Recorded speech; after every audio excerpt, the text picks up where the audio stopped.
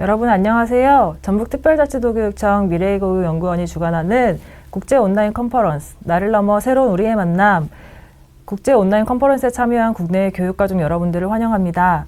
저희는 사회를 맡은 익산 가온초등학교 교사 김고은, 칠보초등학교 교사 김한솔입니다. 새학년 준비로 바쁘신 가운데도 참여해주신 선생님, 학부모님, 교수님, 그리고 각계 교육기관 분들께 진심으로 감사 인사를 드립니다. 오늘과 내일 우리는 디지털 전환기를 맞는 학교 현장을 위한 교육혁신을 모색하고 전북형 미래교육 모델을 함께 고민하게 될 것입니다.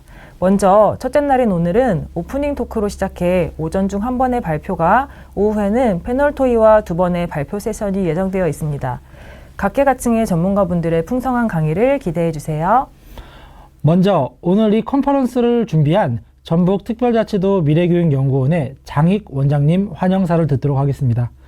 장익 원장님은 산업공학 박사로서 한국과학기술원 선임연구원, 전주비전대, 동명대학교 교수직을 거쳐 한국교육학술정보원 캐리스의 정보기술본부장직을 역임하셨습니다. 2023년부터 전북특별자치도교육청 미래교육연구원 원장직을 맡아 전북교육 발전에 크게 기여하고 계십니다. 장익 원장님을 큰 박수로 모셔주시기 바랍니다. 존경하는 교육가족 여러분, 그리고 국내외 전문가 여러분, 안녕하십니까? 전북특별자치도교육청 미래교육연구원 원장 장익입니다.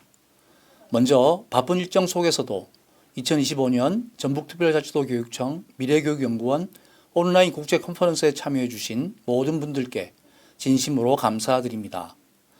오늘부터 내일까지 진행될 이 컨퍼런스는 나를 넘어 새로운 우리의 만남이라는 주제로 디지털 대전환 시대 교육혁신을 고민하고 AI 기반 미래교육의 방향을 함께 모색하기 위해 마련했습니다. 전 세계가 빠른 속도로 변화하는 시대 속에서 우리의 교육 역시 빠르게 변해야 합니다. 이를 위해서는 우리 함께 경계를 넘어 긴밀한 협력 체계를 구축하는 것이 중요한 과제로 우리 앞에 놓여 있습니다.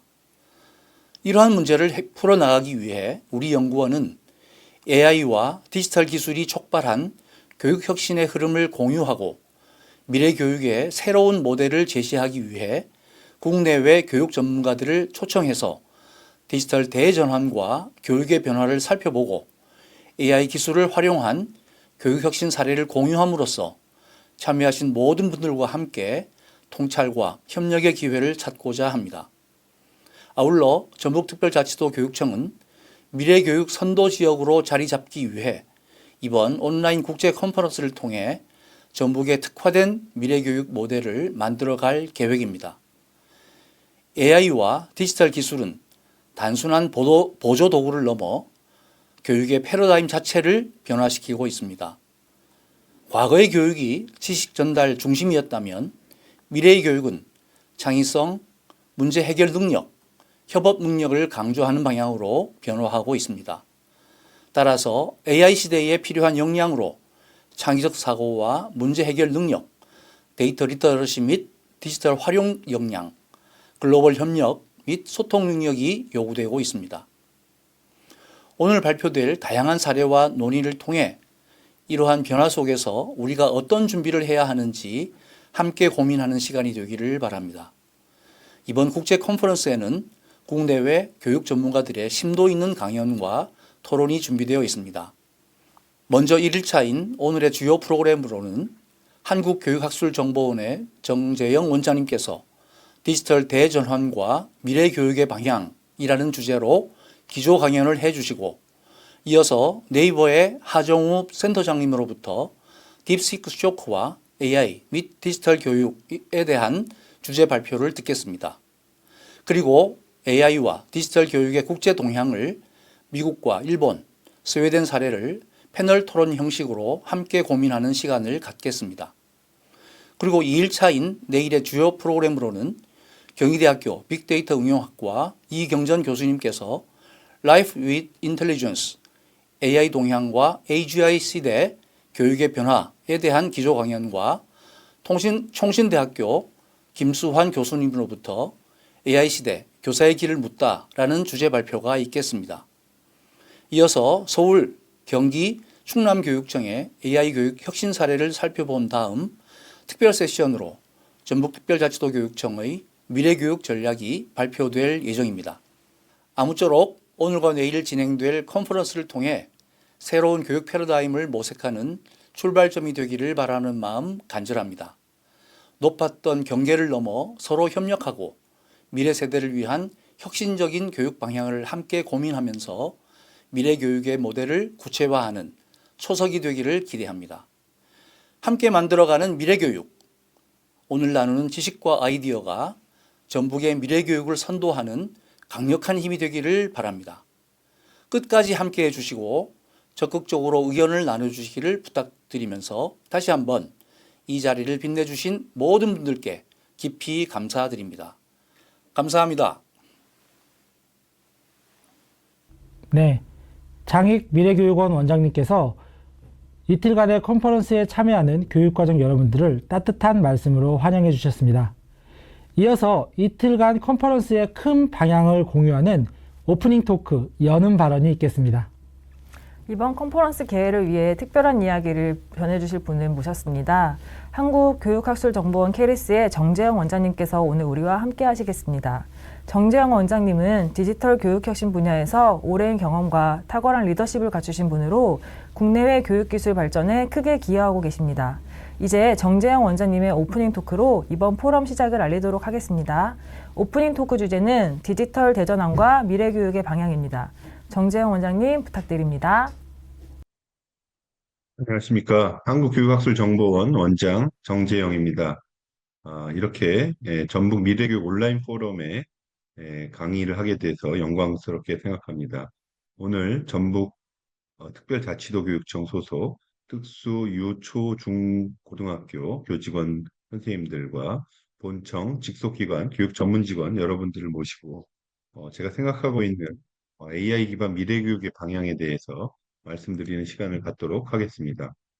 네, 자료를 보면서 설명드리도록 하겠습니다. 제가 말씀드릴 주제는 AI 기반 디지털 교육 혁신 방안입니다. 말씀드릴 순서는 저희 한국교육학술정보원 캐리스에 대한 기관 소개를 먼저 드리고 이어서 디지털 대전환과 인공지능 시대에 대한 의미를 설명드리고 최근에 AI 디지털 교과서와 같이 다양한 에듀테크를 활용하고자 하는 이런 목적은 바로 개인별 맞춤형 교육이라고 할 수 있겠습니다. 개인별 맞춤형 교육의 의미에 대해서 말씀드리고 마지막으로 교육부와 교육청이 함께 노력하고 있는 교사가 이끄는 교실 혁명에 대해서 말씀드리도록 하겠습니다. 먼저 한국교육학술정보원에 대해서 소개하는 시간을 갖도록 하겠습니다. 한국교육학술정보원은 디지털 교육 플랫폼 전문 기관으로 1999년 4월에 설립되었고 2013년 10월에 현재 위치하고 있는 대구 혁신도시로 이전한 기관이 되겠습니다. 미션은 저희 법에 명시되어 있는 교육 및 학술 연구 정보화를 통해서 국가 미래교육 발전에 기여하는 것으로 설정되어 있습니다. 제가 취임을 작년 5월에 취임하면서 비전을 새롭게 만들었는데 디지털 교육 혁신을 선도하는 미래교육 파트너로 설정을 하였습니다. 슬로건은 행복한 디지털 교육 캐리스로 설정한 바 있습니다. 저희 기관에 방문하신 경험이 있으시면 아시겠지만 저희 기관의 건물 모양은 바로 책을 이렇게 넘기는 이런 모습이라고 할 수 있겠습니다. 제가 디지털 교육을 강조하고 있지만 한편 더 중요한 교육의 방향으로는 독서 교육이 굉장히 중요하다라고 할 수 있겠습니다.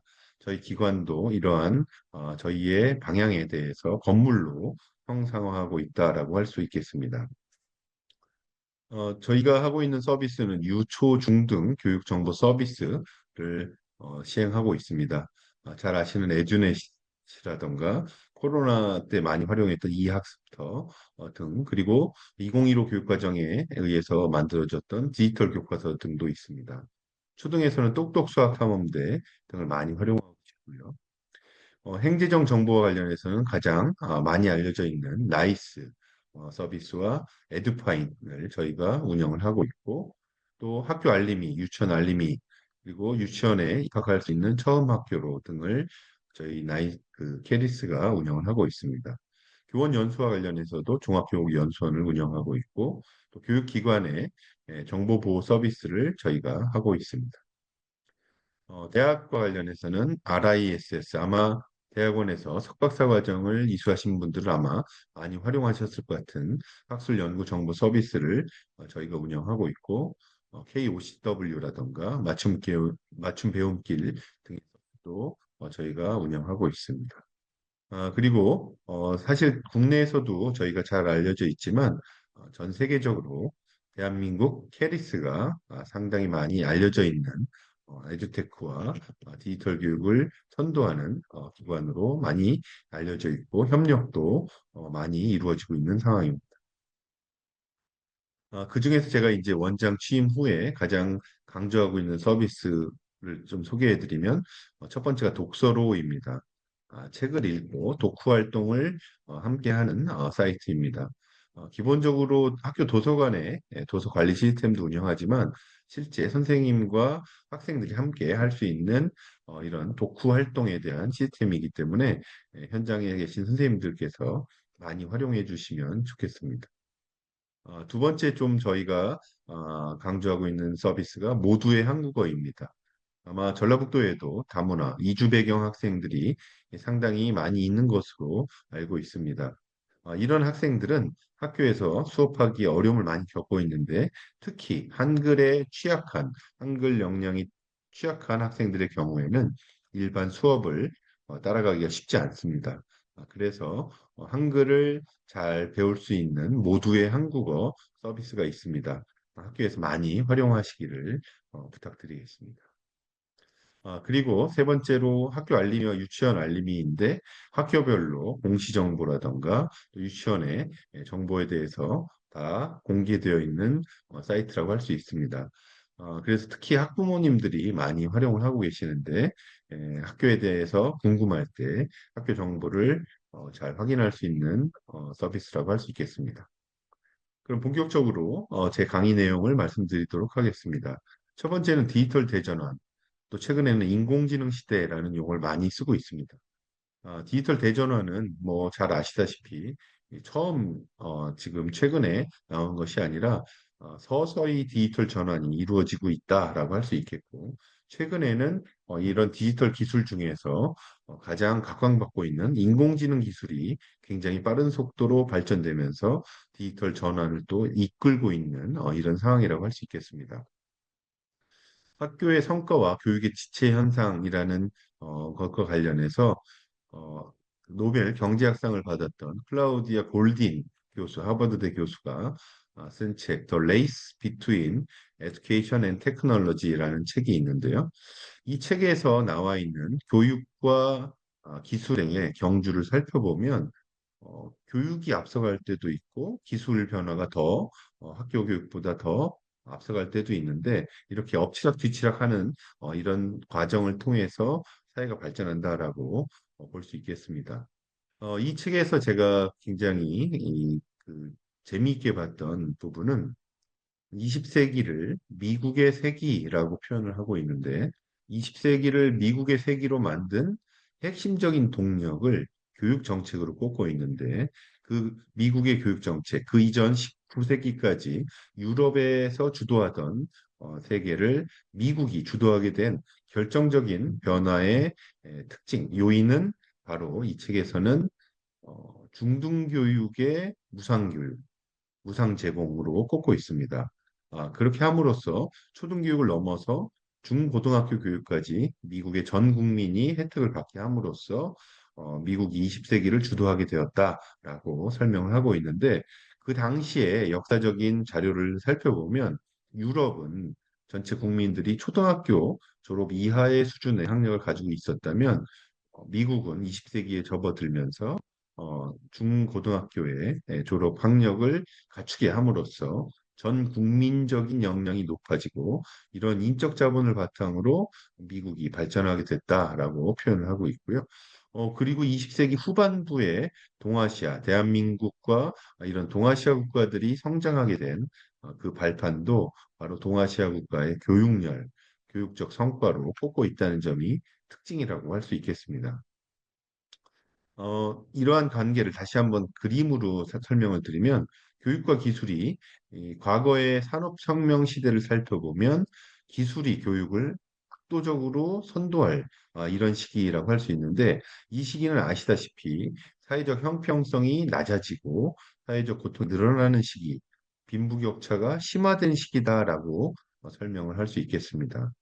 그런데 그 이후에 공교육 체제가 발전하면서 교육이 기술을 선도해 가던 시점에서는 이 시기에는 사회적 형평성이 높아지고 모두가 다 잘 살게 된 이런 그 사회적 형평성이 높아진 시기라고 우리가 볼 수 있겠습니다. 그런데 최근 들어서 기술이 교육보다 더 앞서가고 있는 이런 디지털 혁명의 결과로 앞서가고 있는 변화가 나타나고 있는데 이게 지속된다면 아까 말씀드린 대로 빈부격차가 심화되는 우리가 소위 표현하는 winner takes all society라고 표현하는데요. 승자가 다 독식하는 이런 승자 독식 사회의 가능성이 높아지고 있다. 그래서 미래의 사회적 형평성을 높이고 모두가 행복해지기 위해서는 교육 분야에서도 급격한 변화가 필요하다. 그래서 기술을 따라잡는 노력이 필요하다라는 것을 볼 수가 있겠습니다.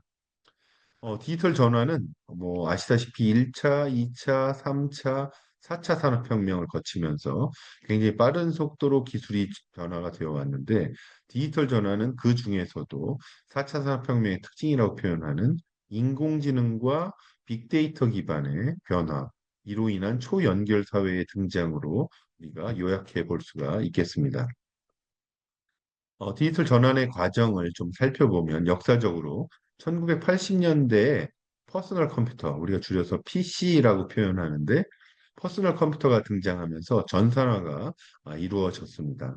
이 시기에는 모든 것이 아날로그였던 시대에서 디지털 형식으로의 전환이 상당히 빠르게 이루어졌다라고 할 수 있는데 제 기억으로는 1993년, 4년에 그 한글 워드 프로세서가 굉장히 빠르게 보급되면서 어, 손글씨를 써서 과제를 제출하고 업무를 보던 것이 이제는 디지털로 전환된 전산화의 특징이 있었다라고 표현할 수 있고요.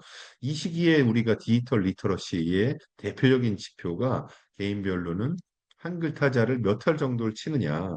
그래서 200타 이상이면 보통, 300타가 넘으면 굉장히 역량이 뛰어난 것으로 우리가 그때 평가하던 시기다라고 할 수 있겠습니다. 아마 그 시기를 경험했던 선생님들 경우에는 이때 한글 타수를 높이기 위해서 굉장히 많은 시간을 들였던 이런 시점이라고 할 수 있고요. 그 결과에 따라서 우리가 디지털 역량이 뛰어나고 이 디지털 역량을 갖춘 사람들의 경우에는 업무 성과가 그렇지 못한 사람의 5배, 10배로 차이가 나던 이런 시점이라고 할 수 있겠습니다.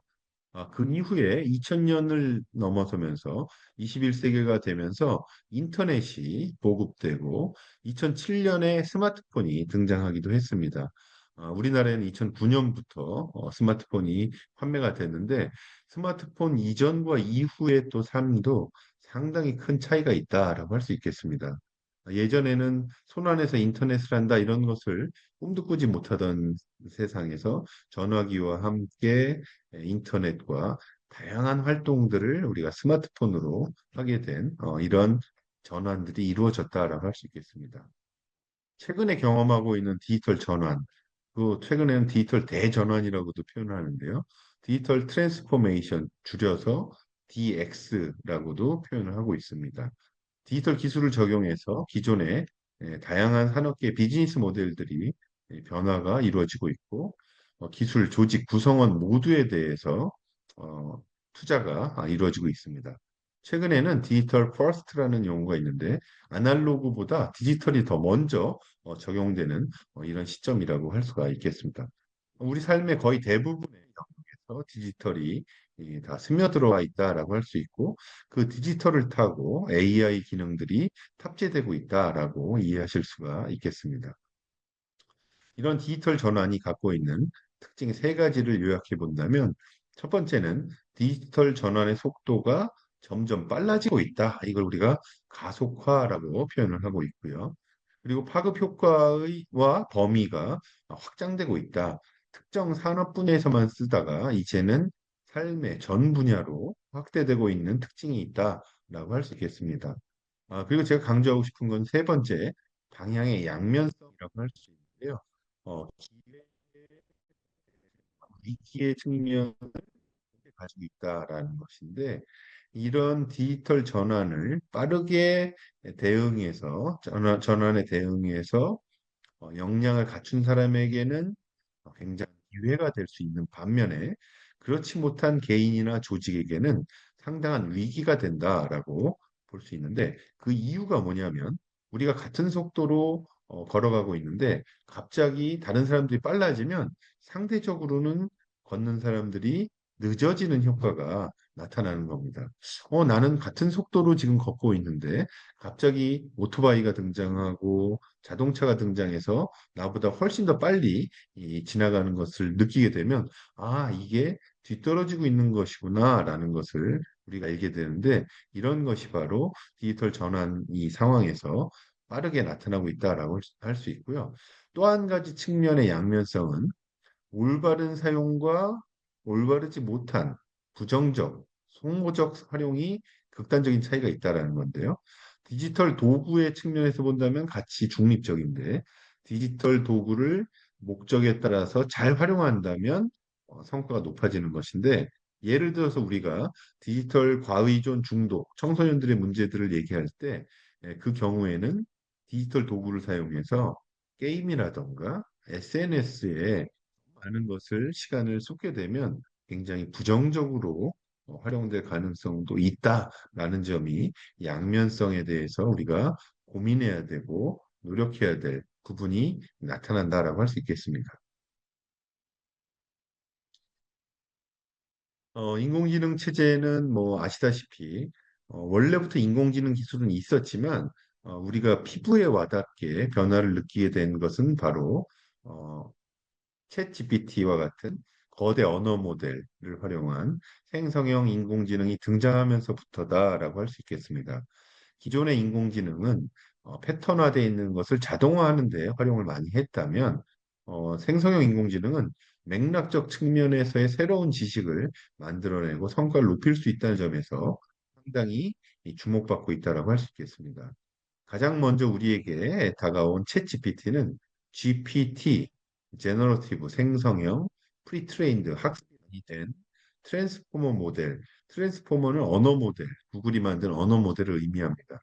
그래서 구글의 트랜스포머를 활용해서 어, 미리 학습을 많이 시켜서 생성형의 역할을 하게 한 이걸 우리가 GPT라고 줄여서 부르는 내용이고요. 여기에 GPT가 원래 있었던 GPT 1, 2, 3에다가 챗봇을 붙임으로써 이제 일반인들이 이 코딩을 하지 않아도 이런 AI를 활용하게 된 아주 획기적인 변화다라고 할 수 있겠습니다.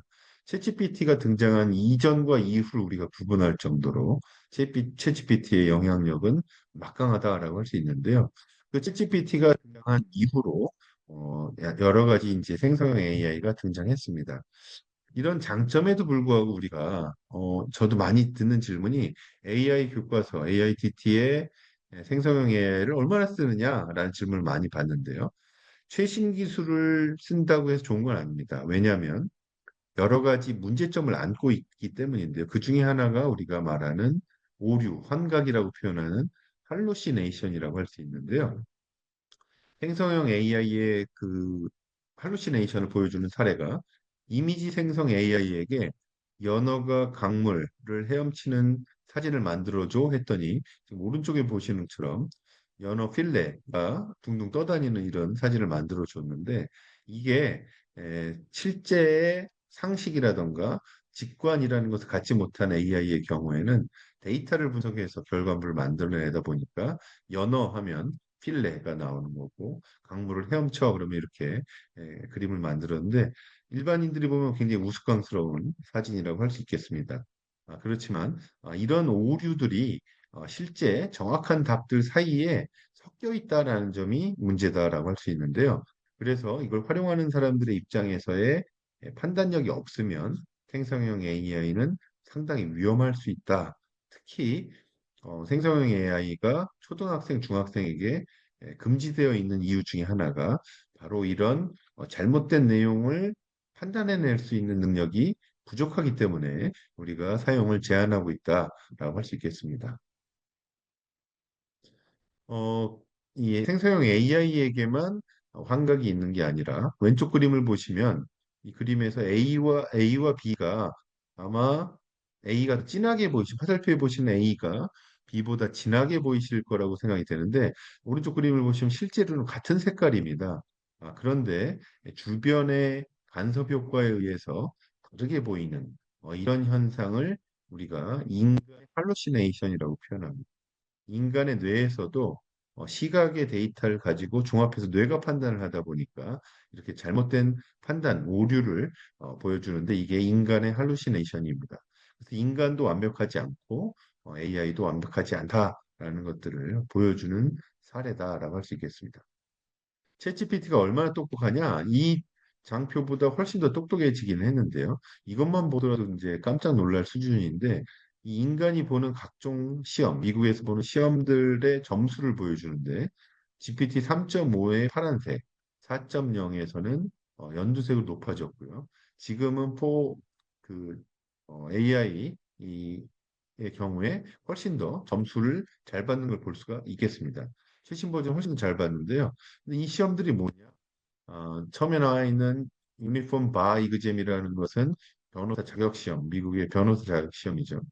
그다음에 LSAT은 로스쿨 입학 시험이고, SAT는 대학 입학 시험, GRE는 대학원 입학 시험인데 이런 점수를 거의 최고점에 가깝게 맞고 있다라고 할 수 있겠습니다. 이런 생성형 AI가 점점 더 발전하고 있고요. 여기에 쓰진 않았지만 중국에서 만든 딥시크가 최근에 굉장히 많은 이슈가 되고 있는데 그 이유는 성능은 GPT를 능가하면서 비용은 훨씬 더 적게 들었다라는 것으로 상당히 이제 이슈가 됐는데 사실 이제 개인정보 보호의 문제라던가 여러 가지 측면에서 아직 위험성은 또 가지고 있어서 우리나라에서는 지금 약간 제한적 활용을 하고 있는 상황이라고 할 수 있고요. 오픈 AI에서 개발한 O1에서 O3까지로 갔고요. 그다음에 뭐 요즘에는 뭐 훨씬 더 많은 퍼플렉시티라던가 클로드라던가 이런 생성형 AI들이 분야별로 성능에 따라서 활용되고 있는 것을 볼 수가 있겠습니다. 아마 여기 계신 오늘 참여하신 분들도 이런 생성형 AI를 아마 거의 다 써보셨고 유료 버전도 쓰실 텐데 유료 버전의 가격, 금액에 따라서 성능이 차이가 나고 있는 것을 또 볼 수가 있겠습니다. 생성형 AI를 어떻게 쓸 수 있느냐? 교육적으로 살펴본다면 유네스코에서 2023년에 만든 보고서에 의하면 10가지 정도 활용이 가능하다. 첫 번째 아이디어를 만들어내고 내가 1대1로 토론 상대자 역할을 할 수가 있고 내가 학습을 하는데 협력적 코치, 가이드, 또 개인적인 튜터, 학습을 계획하고 관리하는 디자이너, 탐색과 관련해 도와주는 도우미, 그다음에 학습의 동료 역할. 이게 굉장히 의미가 있는데 혼자 공부하면 잘 못하는 이런 경우에 버디의 역할을 해줄 수가 있다라는 것이고요. 또 내가 동기가 지속될 수 있도록 동기부여도 해주는 역할을 할 수도 있고 본인이 어떤 학습을 한 결과를 즉각적으로 평가하고 피드백해 줄 수도 있다. 이게 챗GPT를 교육적으로 활용하는 역할이라고 할 수 있습니다. 기본적으로 초등학교에서는 활용이 안 되고 있지만 대학의 경우에서는 이런 챗GPT를 활용한 수업 설계가 다양하게 활용되고 있습니다. 평가의 방식도 바꾸어 나가고 있고요. 이런 변화가 일상화되고 있다 할 수 있겠습니다. 연구의 측면으로 본다면 이게 돌아가는 연구의 프로세스인데요. 처음에 리서치 디자인, 연구를 설계할 때 상의하면서 할 수 있는데 옛날에 같으면 뭐 아주 큰 옛날도 아니고 챗GPT 이전으로 본다면 지도 교수가 리서치 디자인을 함께 도와준다면 지금은 챗GPT가 이런 역할을 해줄 수가 있고요. 또 제가 연구자로서 연구를 할 때도 연구 설계를 할 때 도움을 받을 수가 있다라는 점이 있겠습니다. 데이터를 수집한다는 건데 이 데이터 수집에 주의하실 점은 실제 설문조사를 하셔야 되는데 챗GPT한테 설문조사 문항을 만들고 그 결과를 만들어줘 하면 결과를 만들어주거든요.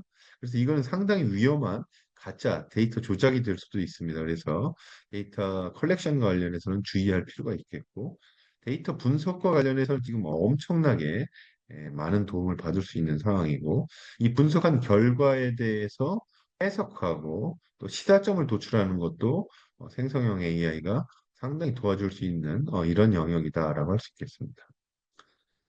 제가 그 원장이 되기 전에 한 연구인데요. 생성형 AI를 교육적으로 쓸 때 유의할 사항을 8가지로 정리했는데, 첫 번째는 정보 생성이 빠르다 보니까 이 사용자의 주도성을 뺏길 가능성이 크다라는 것입니다. 그래서 사용자가 주인이 돼서 도구로서 챗GPT를 써야 되는데, 잘못하다가는 챗GPT가 주도하는 이런 상황이 될 수도 있다. 이게 주의해야 될 첫 번째고요. 두 번째는 연령 제한 장치가 가이드에는 있지만 로그인하는 걸 막아주진 않습니다. 그래서 아이들이 접속할 수가 있는데, 그 부분에 있어서 연령 가이드라인을 각각 서비스마다 규정하고 있어서 13세로 한 경우도 있고 18세로 한 경우도 있는데, 그 서비스에 따라서 가이드라인에 따른 안전한 활용이 필요하다라는 점이 되겠습니다. 세 번째는 아까도 언급한 할루시네이션이나 가짜 뉴스를 제공할 수가 있다. 그래서 정확성에 대한 판단을 우리가 전문적 지식을 가지고 확인할 필요가 있겠다라는 점이 되겠습니다. 그리고 네 번째는 인공지능을 활용해서 인간 고유의 창의성이 없어지고 AI가 만들어준 대로만 쓰는 획일성이 나타날 수 있습니다. 그래서 특히 창의성이 요구되는 인문학이라던가 문화예술 분야에서의 사용에 주의가 필요하다. 인간의 창의성을 유지해 가는 것이 필요하다라고 할 수 있겠습니다. 그 다섯 번째는 개인정보 유출의 우려가 있는데요. 그러면 이건 딥시크는 우려가 있고 그 챗GPT는 없느냐, 클로드는 없느냐, 그렇지 않습니다. 우리가 입력하는, 프롬프트에 입력하는 정보에 대해서는 그 정보 내용들이 이 AI를 운영하고 있는 회사의 클라우드에 저장이 됩니다. 그렇기 때문에 개인정보에 대해서는 프롬프트에 쓰지 않는 것이 중요하겠고요. 특히 그래서 기업들의 경우에는 일반 이런 생성 AI 사용을 상당히 제한하고 있는 게 기업의 기밀이 빠져나갈 수 있다. 이런 부분이 있습니다. 그래서 이런 부분, 개인정보를 다룰 때는 상당히 유의하셔야 된다라는 점이고요. 여섯 번째 책임성인데요. 행성형 AI는 표절이나 저작권 침해, 부정행위가 있을 수 있냐 없냐라고 본다면 있을 수가 있습니다. 표절의 우려가 있습니다. 그래서 여기서 생성된 자료들에 대해서 책임 있는 사용은 역시 사용자가 주체적인 책임을 져야 된다라는 점이 중요하겠습니다. 그리고 이 생성형 AI가 학습한 데이터가 인간이 만들어 놓은 데이터를 가지고 처음에 학습을 했기 때문에 인간들의 글이나 데이터에는 이런 성, 인종, 문화적 차별이 또 편견이 들어있을 수가 있겠습니다. 그래서 그걸 학습한 AI의 경우에도 이런 영역에 있어서의 편견과 왜곡이 있을 수 있기 때문에 다양성을 존중하기 위한 노력이 필요하다라는 점이고요. 마지막으로 교육 분야에서 특히 디지털 격차의 문제가 발생할 수 있습니다. 누구는 쓰고 누구는 쓰지 않는다면 그걸 가지고 평가에 반영하는 것이 바람직하지 않고요. 대학에서도 보면 학생들이 무료 버전을 쓰는 학생과 유료 버전을 쓰는 학생의 퀄리티가 다르다라는 문제가 발생하고 있어서 교육에 있어서는 특히 이런 격차가 발생하지 않도록 특히 교육청, 학교에서 지원이 필요하다라고 할 수 있겠습니다. 그래서 AI나 디지털 도구에 있어서 학생들이 이 접근에 있어서의 편차가 발생하지 않도록 지원하는 것이 바로 공교육의 역할이다라고 생각이 되고, 이런 부분에 있어서 특히 교육청과 학교에서 더 많은 관심을 기울여야 된다라고 할 수 있겠습니다. 이제 세 번째 파트로 개인별 맞춤형 교육의 의미에 대해서 말씀드리도록 하겠습니다. 교육의 원형, 예전의 교육을 살펴보면 원래부터 교육은 맞춤형 교육이 원래 이루어져 왔습니다. 왜냐하면 사람마다 소질과 적성이 다르고 학습의 수준이 다르고 또 학습의 속도가 다 다릅니다. 그렇기 때문에 획일적인 방식으로는 교육이 잘 이루어지지 않는다는 게 원래 당연한 이치라고 할 수 있습니다. 개인별로 학습의 속도가 다른 이 속도에는 여러 가지 요인들이 영향을 미치고 있는 것이죠. 속도가 다르기 때문에 학교 교육, 근대식 학교 교육이 생기기 이전에는 무학년제의 개인별 맞춤형 교육이었다라고 할 수 있는데 서양에서 이루어진 교육, 또 동양, 중국에서의 교육, 또 오른쪽에 보면 대한민국의 교육도 서당에 보시면 무학년제로 자기의 학습 수준과 속도에 따른 학습이 맞춤형으로 이루어졌다라는 것을 볼 수가 있겠는데요. 지금도 아마 선생님들께서 교실에서 뭐 20명, 또 많으면 30명까지도 있는데 작은 학교는 한 반에 2명, 3명인 학교도 있고요. 2명만 있어도 맞춤형 교육이 어렵다. 이 얘기를 많이 하고 있습니다.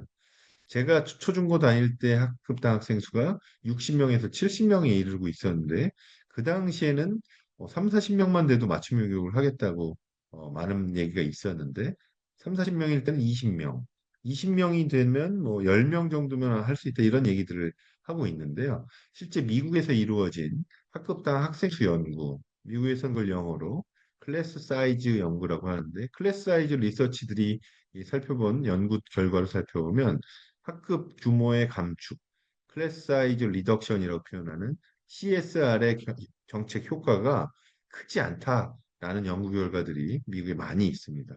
그 이유는 뭐냐? 50명이 있든 30명이 있든 10명이 있든 수업의 방법이 강의식 수업이라면 획일화된 강의식 수업이라면 학생 수에는 큰 의미가 없다는 거예요. 맞춤형 교육이 이루어지지 않는다는 거죠. 결국은 학급당 학생 수도 줄이는 것이 중요하지만 이게 수업의 혁신, 수업 방법의 혁신이 함께 돼야만 그래야만 교육적 효과를 높일 수 있다라는 게 많은 연구의 결과다라고 할 수 있겠습니다. 그런데 우리 서당의 훈장님은 이 천자문에서 주역, 논어, 맹자를 보는 학생들의 이 차이를 가진 아이들의 학습 격차가 있는데 어떻게 수업을 잘 하실 수 있었을까? 그림을 좀 확대해서 살펴보면 우리 훈장 선생님 옆에 교구가 있는데 요즘은 사라진 교구, 바로 뭐죠? 회초리라고 할 수 있겠습니다. 저는 회초리로 이 동기를 자극하는 방식을 피지컬 터치라고 표현하는데요. 피지컬 터치로 학생들의 동기를 자극하던 방식, 우리나라에 지금 있나요, 없나요? 우리나라 학교에서 금지된 지가 꽤 됐습니다. 그렇기 때문에 이런 동기부여를 잘하는 방식이 상당히 어려워졌는데 이 새로운 방식을 우리가 표현할 때 하이터치라고 표현하고 있습니다. 선생님들이 아이들 한 명 한 명에 맞는 동기, 부여 전략을 생각하고 동기를 자극해 줘야 되는데 이 회초리의 역할만큼 강력하진 않죠. 그래서 선생님들께서 굉장히 어려움을 많이 겪고 있는 부분이다라고 할 수 있습니다. 그렇지만 수업의 효과가 크고 학습의 성과가 높은 교실에서 가서 우리가 살펴보면 선생님이 이 동기부여를 잘하고 계신 하이터치를 잘하는 교실에서 교실 수업의 효과가 높다라는 것을 우리가 경험하고 있습니다. 그래서 저도 캐리스 원장으로서 하이테크를 강조하고 있지만 하이테크보다 훨씬 더 중요한 것은 바로 하이터치다라고 말씀드리고 싶습니다. 근대식 학교가 등장을 했죠. 근대식 학교의 핵심은 시민혁명 이후에 모든 시민들이 다 공평한 교육 기회를 갖도록 해서 민주시민을 양성하는 것이었다라고 할 수 있는데, 이런 이 학교 교육의 성과가 굉장히 컸다라고 할 수 있습니다. 아까도 말씀드린 대로 미국의 공교육이 중등교육까지 확대되면서 미국이 전 세계를 그 선도하는 역할, 강대국으로 우뚝 솟은 그런 요인이기도 한데요. 우리 대한민국만 하더라도 초중고 교육, 대학 교육을 통해서 인적 자본을 통한 경제 성장을 이룬 대표적인 나라라고 할 수 있겠습니다. 이런 성과의 그림자가 또 있는데요. 그 그림자는 바로 평균의 함정에 빠진 학교다라고 할 수 있겠습니다. 평균을 지향하다 보면 어느 누구에게도 맞지 않는다. 이게 이제 평균의 함정인데요. 예를 들어서 미국에 비행기 조종석이 고정돼 있을 때 사고가 많았지만 조종석을 움직일 수 있게, 조절할 수 있게 만들면서 사고가 줄어들었는데요. 자동차의 경우도 그렇습니다. 초창기 자동차는 운전석이 고정돼 있었는데 아마 요즘에 운전하실 때 다른 사람이 운전한 차를 운전하면 맞지가 않죠. 그래서 핸들도 그렇고 백밀러도 그렇고 다 조정해야 되는데요. 이런 것이 없다면 사고가 많이 나겠죠. 이렇게 획일화된 평균이 모두에게 맞지는 않는다라는 것이 여러 분야에서 검증된 결과다라고 할 수 있는데요. 그래서 교육 분야에서도 이런 맞춤형 교육이 필요하다라는 것은 교육학적으로도 뭐 당연히 많은 연구가 제시되어 있고 어떻게 맞춤형 교육을 구현할까 연구가 많이 되어 있는데 제도적으로 살펴본다. 헌법 제31조 1항에 모든 국민은 능력에 따라 균등하게 교육받을 권리를 가진다라고 표현해서 반대로 여기서 나오는 국가의 책무성은 모든 학습자, 국민들에게 맞춤형 교육을 해야 된다라는 것으로 우리가 헌법 정신을 해석할 수 있겠습니다. 이걸 구체화한 것이 교육기본법 제3조에 모든 국민은 평생 학습을 하고 능력과 적성에 따라 교육받을 권리를 가진다. 개인의 권리, 학습권을 보장해야 될 국가의 책무가 바로 공교육의 책무다라고 할 수 있겠습니다. 능력과 적성에 따른 맞춤형 교육을 제공해야 된다라고 할 수 있겠습니다. 그런데 학교의 문제점 중에 하나가 뭐 다 여기는 학교와 관련되신 분들이기 때문에 잘 아는 이론인데요. 캐롤의 학교학습 모형 1963년에도 학교학습의 특징 중에 학생들의 개인차가 있다. 첫 번째 적성이 다르고 두 번째 수업 이해력 그리고 세 번째 많이 경험하실 텐데 학습의 지속력, 몇 분을 지속할 수 있느냐가 아이들마다 다르다라는 것인데요. 이런 것들이 차이가 있음에도 불구하고 수업이 평균을 지향해서 간다면 아이들에게는 학습에 결손이 생기는데요. 그걸 수치로 표현하는 것이 바로 벤자민 블룸의 메스터리 러닝, 완전 학습 이론인데 학습의 성과, 개인 학습자의 성과는 개인별로 학습에 필요한 시간이 다른데 이걸 얼마나 사용했느냐에 따라서 달라진다. 그래서 A라는 학생은 5시간이 필요한데 5시간을 학습했으면 100점에 100점을 맞을 수 있지만 B라는 학생은 10시간이 필요한데 수업 시간에 5시간만 쓴다면 학습의 성과는 50%밖에 안 되겠죠. 이런 것들이 바로 학습의 격차를 만들어내는 요인이라고 볼 수 있겠고 그 학습의 격차는 초등학교 1학년부터 고3이 될 때까지 12년간 누적되면서 격차를 늘려나간다. 그걸 우리가 누적적 학습 격차라고 표현할 수 있겠습니다.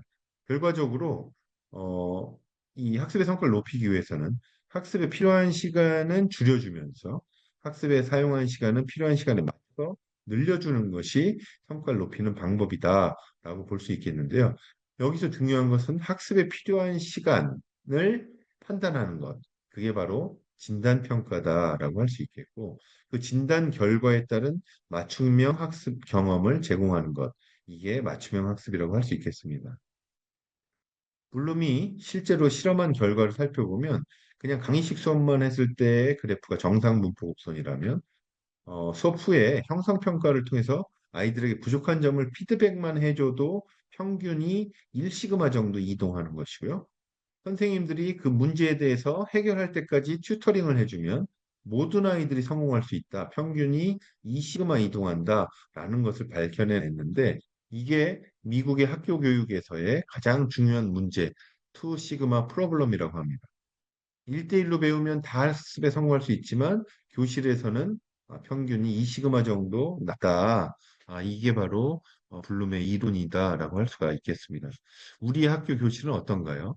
전통적인 강의식 수업에서 아이들이 고등학교의 경우에 바로 이 정상분포의 9등급제, 올해부터 이제 3월부터 1학년은 5등급제로 전환이 되는데 5등급제의 경우에도 급간을 9개를 5개로 나눈 것이고 그냥 이 정상분포 곡선을 가정하고 있습니다. 사실 교육에서는 이 오른쪽의 그림을 만들어줘야 되는데 수업의 결과를 정상분포로 만드는 것은 바람직하지 않다라는 게 저의 생각입니다. 결국은 맞춤형 교육을 구현해 나가는데 대한민국이 구현한 맞춤형 교육이 PTS라고 Private Tutoring System 바로 학부모들이 하고 있는 사교육이고요. 또 우리나라와 해외에서 같이 연구하고 있는 것이 바로 인텔리전트 튜터링. 아까 이 튜터링을 만들어내는 방식이 사람에 의해서 사교육을 할 것, 아니면 이런 컴퓨터를 활용한 ITS로 할 것이냐로 구분된다라고 할 수 있겠습니다. 대한민국의 사교육은 뭐 아시다시피 지금 23년 작년에 발표한 사교육비 27.1조로 사상 최고치를 기록하고 있고 1인당 교육비도 1인당 사교육비도 43만 원, 평균 43만 원이라고 할 수 있겠고요. 여기에 이제 저는 두 가지 문제가, 첫 번째는 가구의 소득 수준별로 사교육비 격차가 3배 이상 나고 있다. 이게 이제 심각한 문제다라는 것이고, 두 번째는 지역별로 사교육 격차가 심하다. 결국은 튜터링을 얼마나 받았느냐에 가치가, 효과가 같다면 많이 받은 사람이 교육적 효과가 크다라고 할 수 있는데요. 이렇게 소득 계층별로 또 지역별로 격차가 난다는 것은 우리가 헌법 가치를 구현하지 못하고 있다라고 우리가 볼 수 있겠습니다. 더 나아가서는 사교육이 극장 효과라고 하는데 다 같이 앉아서 봐도 되는데 경쟁에서 이기 위한 반복 학습이라면 결국은 극장에서 영화 보는 효과는 같은데 힘들기만 하다. 이게 극장 효과인데요. 지금 현재 사교육이 이렇지 않은가라는 것을 고민하게 하는 그림이다라고 할 수 있겠습니다. 반면에 ITS는 컴퓨터를 활용해서 맞춤형 교육을 구현한 연구 결과다라고 할 수 있겠습니다. 국내외 ITS는 굉장히 많은데 여기에 AI 기능이 추가되면서 훨씬 더 효과가 높아지고 있습니다. 가장 대표적인 대학이 카네기 멜론 대학에서 연구한 ITS인데 여기서 만든 수학 프로그램이 메시아라는 수학이 있고요. 영국에서는 서드 스페이스 러닝이라는 수학 ITS가 유명하다라고 할 수 있습니다. 여기서 내용을 보시면 밑에 중간쯤에 영어로 Closing the Math Attainment Gap with One-to-One Teaching, 맞춤형 튜터링을 통해서 수학의 학습 격차를 줄이겠다라는 걸 목표로 설정하고 있다. 명시적으로 목표를 설정하고 있는 것이죠. 또 AI가 학생들의 생활을 관리하는 이 어드바이저라던가 또 과도한 또 그 활용으로는 중국의 CCS, 아이들의 안면 인식을 통해서 태도를 평가한다거나 오른쪽 그림을 보시면 뇌파까지도 검색하고 있는데 이건 너무 나간 케이스고 교육적이지 않다라는 비판을 받고 있는 부분이 되겠습니다. 우리나라에서도 대표적으로 EBS의 단추라던가 저희 캐디스가 운영하고 있는 똑똑 수학 탐험대, 또 EBS의 팽토 이런 것들이 영어 수학 분야에서 대표적으로 활용되는 ITS다, 인텔리전트 튜터링 시스템. 그래서 선생님이 다 해줄 수 없기 때문에 컴퓨터를 활용해서 튜터링을 도와주는 이런 역할인데 아까 말씀드린 대로 이런 하이테크를 쓰더라도 결과적으로 중요한 것은 아이들의 동기부여와 지속력인데요. 이게 바로 하이터치가 없으면 아무리 좋은 도구가 있어도 학습이 성공하기는 어렵다라고 할 수 있겠습니다. 이제 마무리로 교사가 이끄는 교실혁명을 말씀드리려고 하는데요. 교육혁신은 근데 AIDT와 ITS를 도입한다고 교육이 바로 변화하진 않고요. 교육이란 이 제도 자체가 큰 시스템이기 때문에 학교 제도를 유연하게 하고 교육 과정을 변화시키고 교수 학습이 핵심이 되겠고요. 평가를 바꾸고 교원 양성 또 전문성 강화가 필요하고 행정 지원, 7번의 시설, 인프라도 중요합니다. 여기에 우리나라에는 대입제도 개편까지도 될 때 이런 큰 시스템이 바뀔 때 교육 혁신이 일어난다. 그 중에 하나가 AIT 교과서라든가 ITS, 에듀테크의 도입이다라고 할 수 있겠습니다. 교육 주체별로도 의미가 있고 체제도 바꾸는 노력을 하고 있고요. 제일 중요한 건 AITT, 디지털 교과서나 ITS를 통해서 하이테크를 지원해 줌으로써 선생님들의 하이터치를 잘 하실 수 있도록 하는 이런 하이터치 하이테크가 핵심이고요. 이게 잘 된다면 교육 격차가 해소되고 사교육비 부담 완화까지도 이어질 수 있다라는 것인데 직접 되는 것은 아니고 하이터치 하이테크가 잘 돼서 개인별 학습이 잘 이루어질 때 이런 결과가 나올 수 있습니다. 그래서 학생에게는 AI 튜터, 선생님께는 AI 보조교사, 학부모에게는 정보의 제공, 이런 것들이 이루어질 수 있습니다. 대표적으로 우리가 AI가 무엇이냐라고 할 때 영어에서는 말하기와 글쓰기에서 선생님이 일일이 다 피드백해주기 어려운 것을 첨삭해주는 기능, 수학에서의 익힘 기능을 강조하고 있고요. 익힘이 학습이 배우고 익힘인데요. 배우는 것과 익힘을 함께 선생님들이 지도하실 때 도움을 줄 수 있다. 뭐 코딩은 말할 것도 없이 AI가 당연히 디지털 도구로 활용하는 것이고 AI가 피드백해 주는 것이 많은 도움이 되리라 이렇게 생각이 됩니다. 많은 이슈 중에 제가 몇 가지만 꼽아왔는데요. AI 교과서가 최신 기술을 쓰느냐, 위험하지 않느냐, 제가 말씀드린 적정 기술을 쓰고 있다라는 것이고요. 개인정보 보호는 저희 캐디스가 공공의 관리를 하고 있다. 디지털 격차가 없도록 사실은 국가가 더 노력해야 되는데 격차가 더 생기지 않도록 접근의 격차를 줄여준 것이다. 그리고 과의존과 중독은 생산적 활용으로 우리가 자기조절력을 늘려줄 때 해소될 수가 있는 것이고요. 교훈의 역량은 아마 우리 선생님들이 워낙 열심히 하고 계셔서 빠르게 격차가 해소될 거다라고 생각이 됩니다. 과도한 비용이냐 아니냐는 혁신적 투자로 아이들에게 성과를 내서 만약에 사교육비가 2조, 3조 줄어들 수 있고 더 많이 줄어들 수 있다면 저는 이건 해볼 만한 투자다라고 생각이 되고요. 문해력 창의성은 이 AI DT만 사용한다는 것에 대한 비판인데 그렇지 않고요. 오프라인과 다양한 경험들이 치돼야 된다. 교사를 대체하느냐? 그렇지 않다. 이거는 뭐 잘 아시리라고 생각이 됩니다.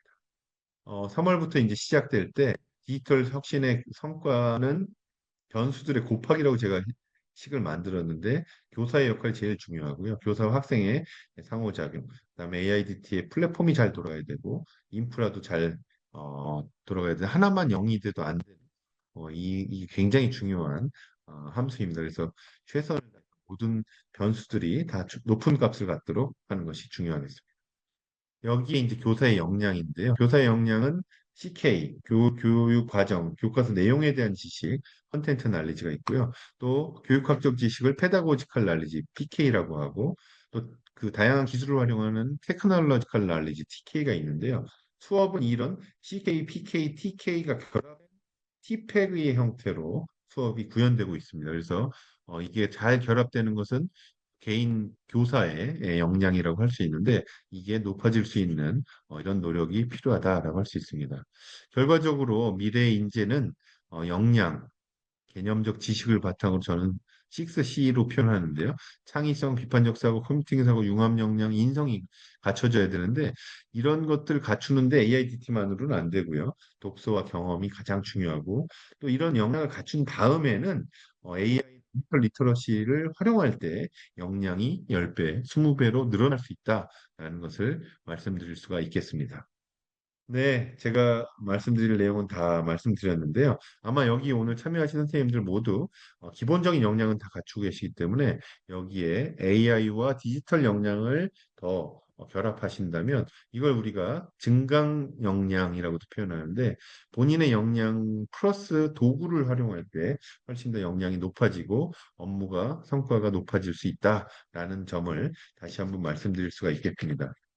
이제 시작으로 미래교육 온라인 포럼이 계속 될 텐데요. 이후의 시간에도 많은 내용을 잘 확인하시고 역량을 높이는데 많은 도움이 되시기를 기대하겠습니다. 다시 한번 초대해 주셔서 감사드리고 새 학기 맞이하셔서 또 좋은 교육을 하시는데 도움이 되셨기를 기대하겠습니다. 감사합니다. 네, 정재영 원장님께서 디지털 대전환과 미래교육의 방향에 대해 말씀해 주셨습니다. 이번 포럼에서 우리가 기본적으로 잊지 말아야 할 중요한 전제를 짚어주신 것 같습니다. 멀리서 모니터 너머로 귀중한 의견 전해주신 정재영 원장님께 다시 한번 큰 박수 부탁드립니다. 다음 순서는 첫 번째 발표 세션입니다. 이틀간 이어지는 컨퍼런스의 첫 번째 발표자는 네이버 클라우드의 하정우 AI 이노베이션 센터장님이십니다. 하정우 센터장님은 우리나라에서 손꼽히는 AI 전문가로서 바른 과학기술 실현을 위한 국민연합, 과실현의 공동대표이자 네이버 퓨처 AI 센터장 등 다양한 직책을 맡아 국내 AI 연구에 힘쓰고 계십니다. 어렵게 모신 분인 만큼 컨퍼런스에 참여해주신 교육가족 분들께 많은 도움이 되는 시간을 기대해 봅니다. 하정우 센터장님께서 발표해 주실 주제는 2025년 AI 대전환 시대의 혁신적 교육입니다. 큰 박수로 센터장님을 모시겠습니다. 안녕하세요. 잘 들리시나요? 네, 센터장님 잘 들립니다. 네, 반갑습니다. 네이버 클라우드 하정우입니다. 자, 오늘 제가 소개드릴 내용이 제목을 살짝 바꿨는데, 네, 2025 AI 대전환 시대, 뭐 딥시크가 불러온 생성형 AI 파장 어마무시한데요. 이런 시대에 우리가 아이들 어떻게 잘 교육에 접목을 해서 아이들을 더 잘 성장시킬 것인가, 그리고 선생님들, 교사 여러분들의 어떤 그 업무 생산성 향상 이런 부분들을 어떻게 도모할 것인가 이런 내용들을 좀 설명드리려고 하고요. 제 노트북의 카메라가 상태가 안 좋아서 이제 핸드폰으로 카메라를 켰습니다. 이 부분 양해해 주시면 감사하겠습니다. 한 40분 정도 열심히 설명드리겠습니다. 네. 네, 본격적으로 들어가기 앞서서 이 생성형 AI, 특히 글 잘 쓰는 AI의 패러다임이 변화하고 있다라는 부분을 소개를 드려야 될 것 같습니다.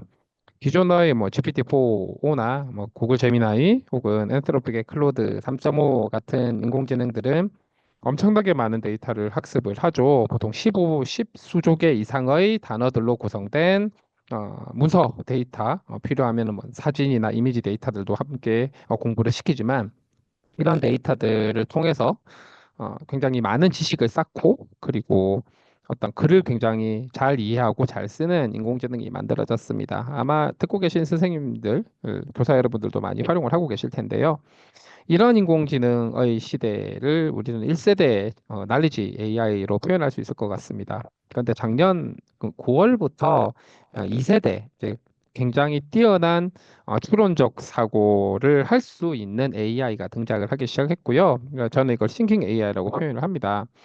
오픈 AI의 챗GPT 5.1이 그 첫 출발점을 알렸고요. 올 1월 달에 전 세계를 강타한 딥시크 R1이라고 하는 모델도 이런 추론형 Thinking AI에 해당한다고 보시면 돼요. Thinking AI를 만들려면 두 가지 전제 조건이 필요합니다. 첫 번째는 강력한 1세대 모델을 보유하고 있어야 한다입니다. 오픈 AI의 O1이나 O3도 GPT-4를 가지고 있었기 때문에 가능한 거고 딥시크 R1이라고 하는 추론형 AI도 딥시크 V3라고 하는 강력한 지식형 모델을 보유하고 있기 때문에 가능했다라고 보시면 돼요. 그리고 두 번째는 이 강력한 지식형 AI를 갖고 있을 때 얘가 재료가 됩니다. 굉장히 긴 흐름의 질문이 들어가면 답변을 내주는데 그냥 질문과 답의 페어, 쌍이 아니고 질문으로부터 혹은 문제로부터 어떻게 이 답을 만들어낼 수 있는지, 유추할 수 있는지를 단계별로 차근차근 풀이 과정을 아주 엄밀하고 논리적으로 풀어놓은 풀이 과정 데이터가 상당히 많이 필요합니다. 이 데이터는 당연히 각 분야의 전문가들만 만들 수 있겠죠. 만약에 교육 분야에 적용할 수 있는 AI 튜터를 만든다고 한다라고 하면 선생님들이 이런 데이터를 만들어 주셔야 합니다. 그래서 이런 데이터를 많이 확보를 하고 이 데이터로 강화학습이라고 하는 방법을 통해서 학습을 시키면 추론적 사고 능력이 뛰어난 인공지능이 만들어집니다. 현 시점 이런 2세대 Thinking AI를 보유한 국가는 미국 한 7, 8개월 전에 확보를 했어요. 그리고 중국 이 정도밖에 없다고 생각하시면 됩니다. 자, 그 Thinking AI의 최초의 Thinking AI인 오원에 대해서 한번 살펴보겠습니다. 말씀드린 것처럼 굉장히 뛰어난 논리적 추론, 수리적 추론 사고 능력을 보유하고 있고요. 작년 9월에 오원이 처음 출시됐을 때 보여준 이 수학이나 과학 분야에서의 능력치가 정말 대단해서 어지간한 박사학위, 해당 분야 박사학위를 가지고 있는 분들의 필적하는 문제 해결 능력을 보여주었고 재밌는 거는 기존의 GPT-4 같은 지식형 AI가 사람이 명령을 내리면 한꺼번에 글을 쭉 써내려가는 것에 비해서 이런 추론 사고형 AI는 스스로 혼잣말을 계속합니다. 혼자 스스로 심사숙고를 계속해요. 물론 글을 써내려가면서 썼다 지웠다 검증했다가 막 하면서 스스로 혼잣말을 막 하다가 더 좋은 방법을 찾아냅니다. 이걸 일컬어 우리는 인퍼런스 과정이라고 얘기를 하고 이 인퍼런스 과정에서 훨씬 더 많은 컴퓨팅 연산, 뭐 GPU를 쓴다라고 이해를 하시면 돼요. 그렇게 함으로써 굉장히 뛰어난 수학, 과학, 그리고 프로그래밍 능력을 발휘하게 되고요. 어, 그리고 O3라고 하는 것도 최근에 출시가 되었죠. 그래서 IQ 테스트를 해봤는데 전반적으로 5 시리즈들이 IQ 120에서 130 사이를 오락가락합니다. O3도 이 근처에 있는 것 같아요. 자, 우리 인류의 평균 IQ가 105쯤 되는데 어, 인공지능이 IQ 120, 30이 된단 말이죠. 그래서 어떤 분들은 인공지능이 세상을 지배하나 이런 걱정을 하기도 하시는데 그런 걱정하실 필요 없고요. 우리는 이 똑똑한 인공지능을 어떻게 우리의 업무, 또 우리의 일의 강력한 도구로서 혹은 나의 동료로서 활용할 것인가 이런 부분에 좀 집중을 해야 될 것 같고 또 IQ 테스트라고 하는 이 문제란 것들이 이 오원과 같은 추론형 인공지능들이 학습한 데이터랑 좀 비슷비슷해요. 그런 측면에서 오는 어떤 약간 그 편향된 점수의 가능성도 배제할 수 없다 보시면 됩니다. 그러면서 지난주였죠. 저기 일론 머스크가 트위터를 인수하고 만든 X가 있죠. 그 X를 잘 활용해서 AI 회사를 만드는데 그게 X.AI입니다. 거기서 발표한 그록 3라고 하는 인공지능이 있습니다. 그록 3가 지금 약 20만 장의 GPU를 강력한 네트워크로 다 연결을 해서 하나의 강력한 슈퍼컴퓨터를 만들어서 그록3를 공부를 시키고 있는데 지금 한 절반 정도 공부가 완료됐다고 해요. 학습이 완료됐는데 이미 오픈 AI의 최신 모델들, 딥시크, 아론 같은 최신 모델들을 저 멀리 따돌릴 정도로 대단한 능력치를 보여주고 있다고 합니다. 그러면서 유료 버전, 유료로 활용할 수 있도록 해놨는데 실제로 써본 사람들이 굉장히 만족해 한다라는 얘기도 있고 또 반대로 생각보다 뭐 이런 AI 능력 평가, 시험 문제 풀이를 잘 하는 것 같긴 한데 그 점수 차이만큼은 아닌 것 같다라는 얘기도 있는 것 같습니다. 어쨌든 지금 보면은 뭐 오픈 AI가 있고 구글이 있고 그리고 딥시크가 있긴 하지만 또 XAI가 또 굉장히 강력한 투자, 특히 GPU 투자를 통해서 또 강력한 어떤 능력치를 보여주고 있다 이렇게 설명을 드릴 수 있을 것 같고요. 이를 일컬어 우리는 학습에 얼마만큼 많은 GPU 그리고 데이터를 넣었느냐가 뭐 혁신을 만들어낸다. 그리고 혁신의 크기를 결정한다라고 하는 걸 우리는 규모의 법칙이라고 얘기를 하는데요. 여기서 말하는 규모는 학습에 활용된 컴퓨팅 연산량의 규모입니다. 그래서 이 규모의 법칙이 여전히 유효하고 이런 규모의 법칙을 통해서 어떤 혁신을 만들어낼 것인가 하는 고민들이 계속 된다. 이렇게 보시면 될 것 같습니다. 네, 요 넘어가고요. 자, 여기서 소개해드릴 내용은 요겁니다. 굉장히 똑똑한 인공지능인 추론을 정말 잘하는 오원도 그렇고, 그록도 그렇고, 아론도 그렇고 고민거리가 있습니다. 뭐냐면 똑똑한 것까지는 좋은데 사용료가 많이 비싸요. 거의 GPT-4랑 그다음에 O1을 비교하면 대략 한 6배 정도 가격이 더 비싼데 이 오원이 GPT-4에 비해서 똑같은 질문, 똑같은 입력에 대해서도 쓰는 글의 길이가 또 한 6배가 더 많이 글을 씁니다. 곰곰이 생각하니까 그 사용자에게 보여지는 글 말고 혼자서 곰곰이 생각하면서 혼잣말하면서 쓴 글들이 있거든요. 거기에 대해서도 사용자는 돈을 내야 합니다. 그러다 보니 대략 한 3, 40배 더 비싼 가격이 되죠. 그런 것들을 고려하면 결국 내가 어떤 문제를 풀기 위해서 인공지능을 도입하는가, 혹은 내가 어떤 업무의 도구로서 인공지능을 도입하는가가 먼저 정의되고 그 적용하고자 하는 업무나 문제가 필요한 기능이 뭐냐에 따라서 인공지능을 골라야 소위 말하는 가성비가 나오게 된다라는 겁니다. 무작정 제일 똑똑한 인공지능 가져다가 쓸 거야 하면 가산탕진할 수 있다. 이런 얘기가 되는 거고요. 우리가 회사에서 채용을 할 때도 이 학사 졸업한 분들을 채용하는 경우도 있고 이 박사학위 소지자 분들을 채용하는 경우가 있는데 기대하는 역할이 당연히 다르죠. 인공지능 도입할 때도 똑같다라고 생각을 하시면 됩니다. 그래서 가장 중요한 건 내가 이 인공지능 도입을 통해서 달성하고자 하는 목표가 무언가가 제대로 정의가 되는 것에서부터 출발을 해야 한다라는 말씀을 드립니다. 딥시크 관련해서 좀 설명드릴게요. 많은 분들 딥시크를 관심을 가지시는데 이 딥시크라고 하는 회사는 중국의 하이플라이어라고 하는 회사의 자회사입니다. 인공지능 자회사고요.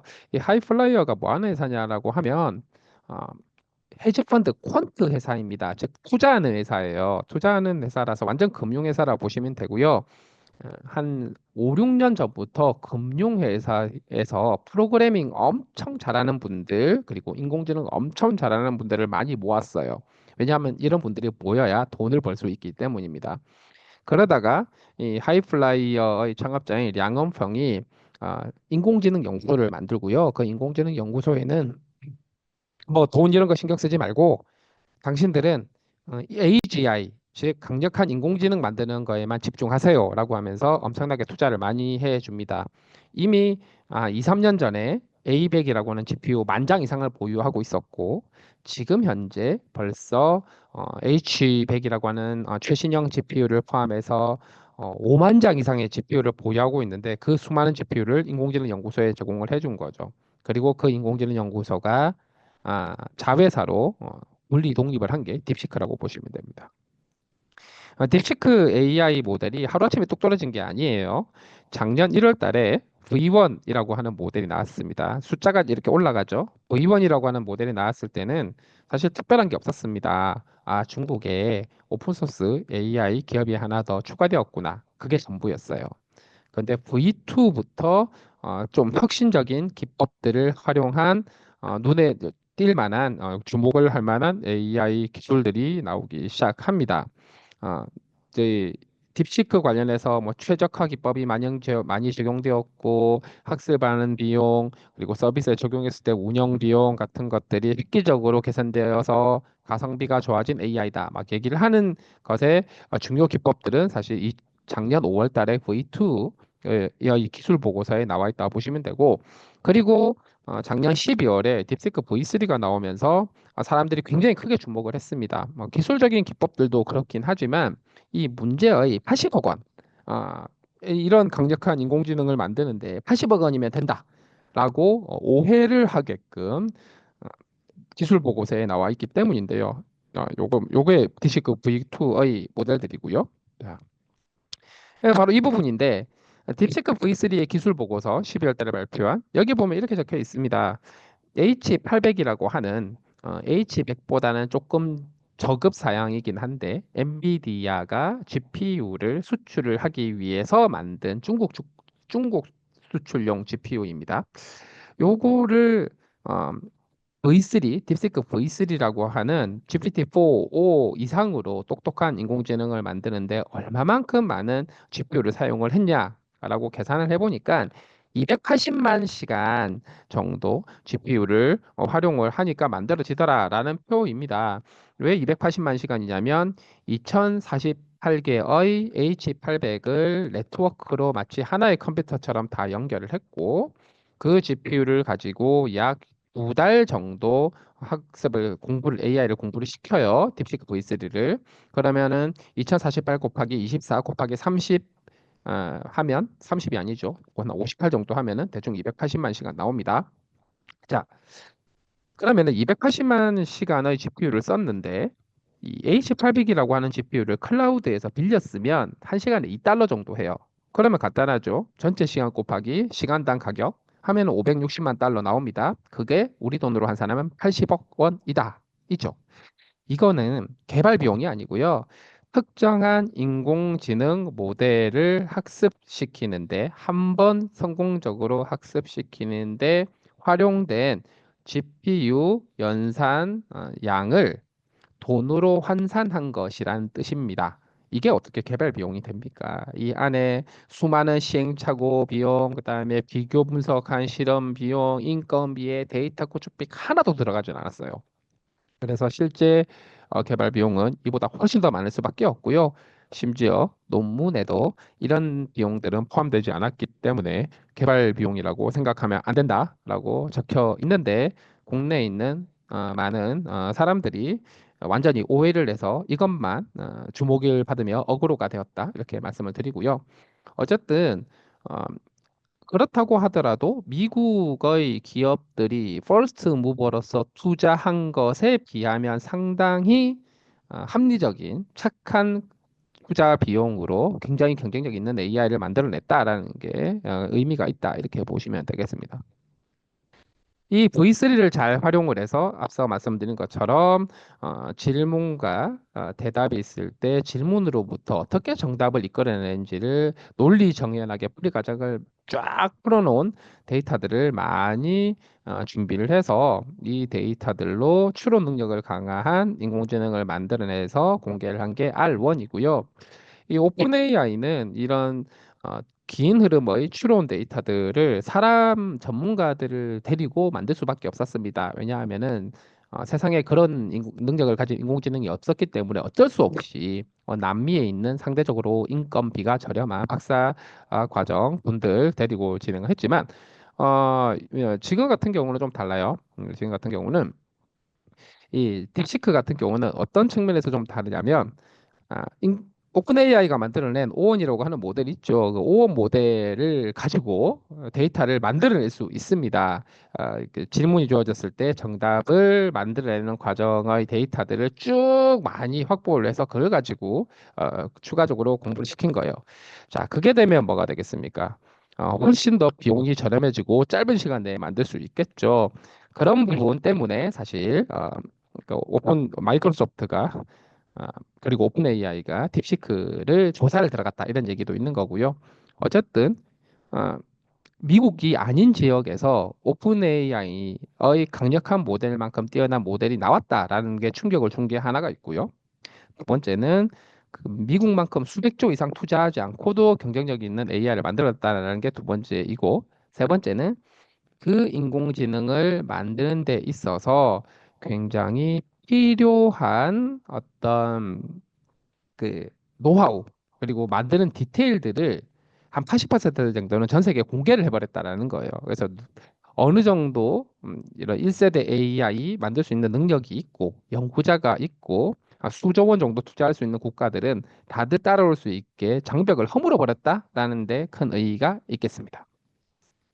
그래서 정리를 해드리자면 잘못 알려진 오해, 네, 개발 비용 80억 원 아니다. 아무나 할 수 있다. 80억만 있으면 아무나 할 수 있다. 절대 아니다. 1세대 AI 능력치가 있는 기업과 국가들만 할 수 있고 다행히 한국에는 이런 능력을 가진 몇 개 기업이 존재를 해서 우리는 해볼 수 있다는 얘기고요.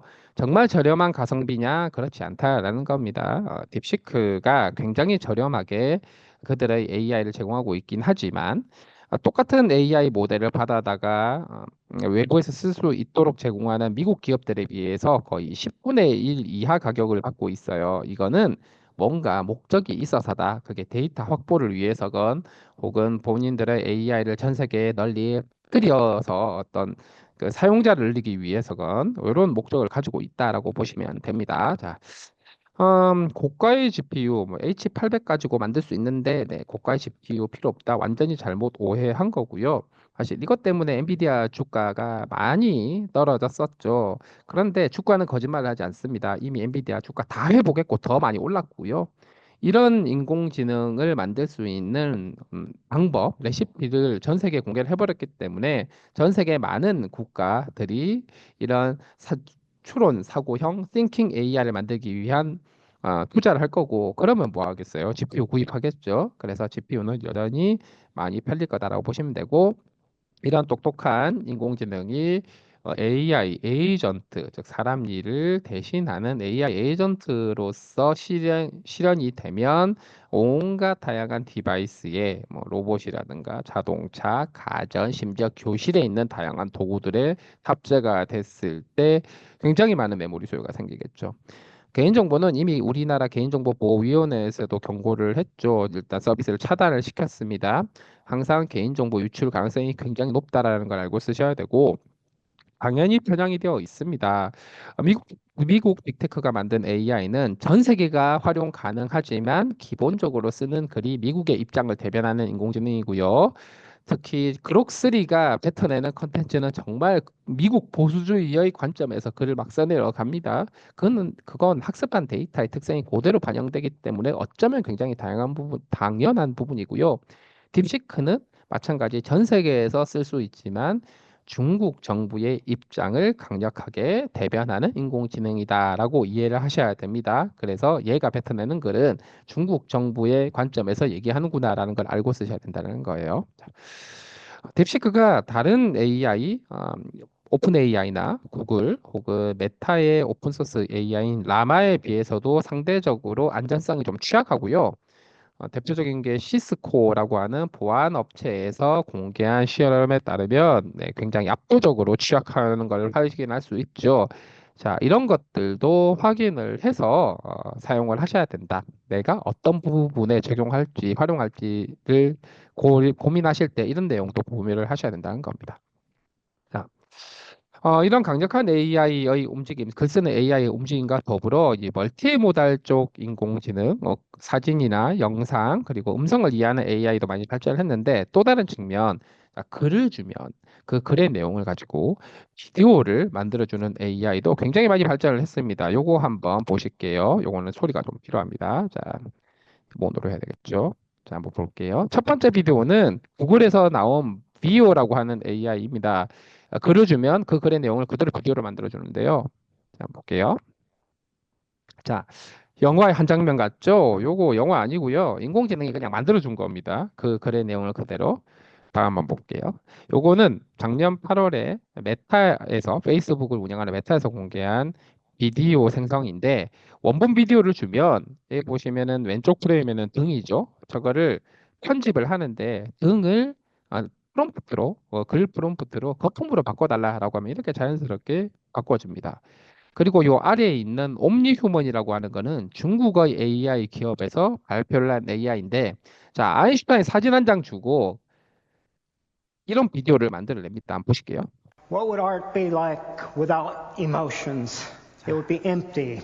What would our lives be like without emotions? They would be empty of values. 자, 어마무시하죠. 네, 이렇습니다. 이제는 뭐가 진짜고 뭐가 가짜인지를 구분하는 게 너무너무 어려운 시대에 우리는 살게 됐고요.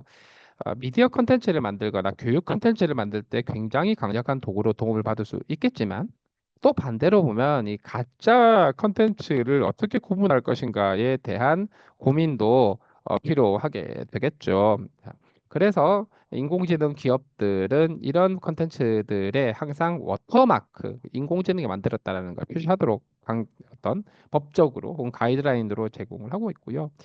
자, 제가 앞서서 보여드렸던 여러 가지 인공지능 기술들 덕분에 이제 우리는 AI 에이전트 시대를 맞이하게 되는 것 같습니다. 한번 볼게요. 올해 CES에서 이 젠슨 황이 키노트를 하면서 이런 얘기를 했어요. 인식을 하는 인공지능에서 최근의 흐름은 생성형 인공지능의 시대인데 이 생성형 인공지능은 결국 사람 대신 사람의 업무를 도와주는 에이전트로서의 역할을 하게 될 거고 그 에이전트라고 하는 것들은 결국 로봇이라든가 자율주행 자동차라든가 스마트폰이라든가 하는 기기에 탑재가 되면서 실제 세상과 연결이 되는 피지컬 AI의 시대가 올 거다라고 얘기를 합니다. 굉장히 자연스럽죠. 왜냐하면 이 요즘처럼 어떤 추론적 사고를 잘하는 인공지능이 AI 에이전트의 두뇌가 되고요. 음성이나 영상이나 사진이나 이런 것들을 다 잘 이해를 하니까 사용자들이 굳이 일일이 글로 입력하는 게 아니라 다양한 방법으로 인공지능 에이전트와 상호작용 혹은 대화를 커뮤니케이션을 할 수 있습니다. 그런 인공지능 두뇌가 로봇에도 들어가고요. 스마트폰이나 차에도 들어가겠죠. 그렇게 된다고 했을 때 공간과의 상호작용을 통해서 공간으로부터 훨씬 더 많은 데이터를 입력받고 또 더 많이 배우게 되고 그리고 더 많이 발전을 할 수 있게 된다면 소위 말하는 더 강력한 인공지능인 AGI로 발전할 가능성이 높아집니다. 이렇게 인공지능이 강력해지니까 당연히 사람을 위해서 그리고 좀 더 안전하게 만들 수 있도록 해야 된다라고 하는 부분들이 강조가 될 수밖에 없고요. 그러면서 이렇게 강력한 인공지능을 자체적인 능력을 갖지 못하고 다른 강대국에게 완전 종속이 된다고 했을 때 생길 수 있는 위험성, 말 그대로 약소국으로 전락을 하게 되는 거죠. 그렇게 되는 걸 방지하기 위해서 AI 주권에 대한 개념이 등장을 하게 됩니다. 인공지능 에이전트의 현재 수준 좀 보여드릴게요. 자, 이거는 AMD라고 하는 회사랑 존스 홉킨스 의대에서 함께 발표한 연구인데요.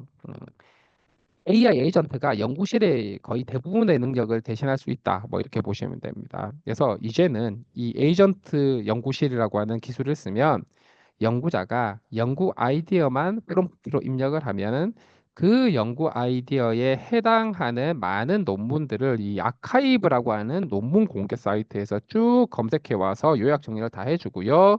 그리고 어떤 전반적인 계획이라던가 혹은 가설 같은 것들을 수립을 하고 나면 그 가설 검증에 필요한 데이터를 이 허깅 페이스라고 하는 사이트에 가서 데이터를 쭉 가져와서 가공을 합니다.